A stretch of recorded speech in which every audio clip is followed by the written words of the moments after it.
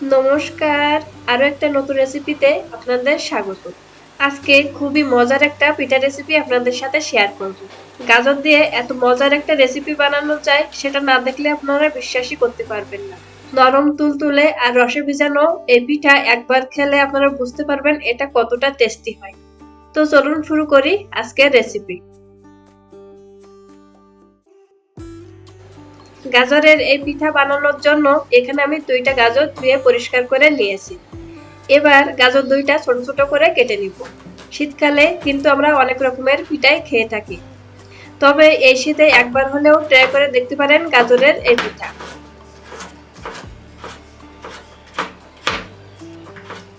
গাজর 2টা আমি এখানে ছোট ছোট করে কেটে নিয়েছি, তবে আপনারা চাইলে গাজর কিন্তু গ্রেট করেও নিতে পারেন।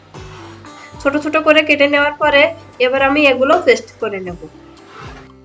কিছুটা পেস্ট করে নেওয়ার পর এর সাথে অল্প একটু জল দিয়ে দিচ্ছি, এতে করে গাজরের পেস্টটা ভালোভাবে করে নেওয়া যায়। গাজরের পেস্টটা করে নেওয়ার পর এবার গাজরের পেস্টটা আমি একটা ফ্রাই প্যানে দিয়ে দিচ্ছি। গাজরটা 2-3 মিনিটের মতো রান্না করে নেব, এতে করে গাজরের যে জলটা থাকবে সেটা অনেকটাই কমে আসবে।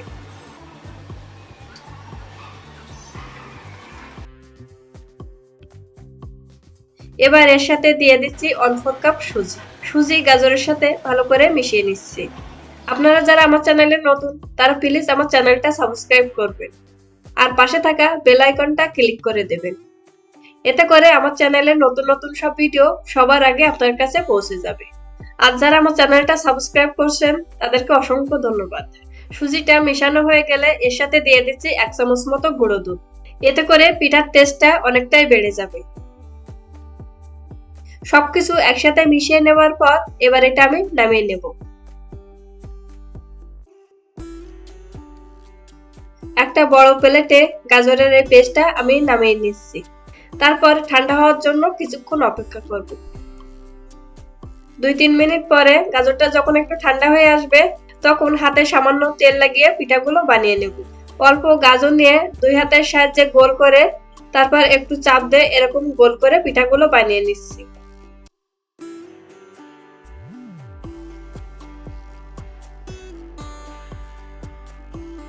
সবগুলো পিঠা আমি একইভাবে বানিয়ে নিয়েছি। দেখুন পিঠাগুলো দেখতে কতটা সুন্দর হয়েছে।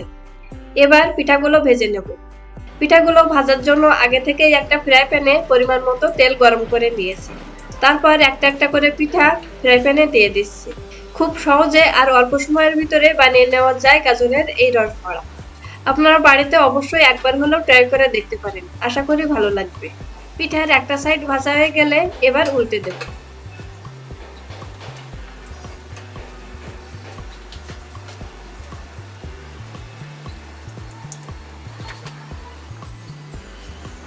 এভাবে উল্টে পাল্টে পিঠার 2 সাইড ভালো করে ভেজে নিয়েছি। তারপর এগুলো উঠিয়ে নিচ্ছি।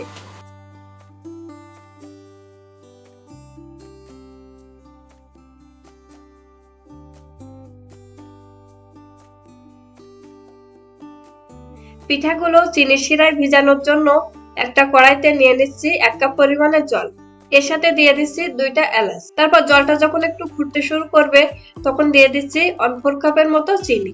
মিষ্টির পরিমাণটা আপনারা কম বেশি করে দিয়ে নেবেন। এবার চিনিটা জলের সাথে ভালো করে মিশিয়ে 2-3 মিনিট ভালো করে ফুটিয়ে নেব। চিনির শিরাটা যখন এরকম হয়ে আসবে তখন এটা আমি পিঠার উপরে দিয়ে দিচ্ছি। এইভাবে খুব সহজে বানিয়ে নেওয়া যায় গাজরের এই রসবড়া। ভালো থাকবেন, সুস্থ থাকবেন। ধন্যবাদ সবাইকে।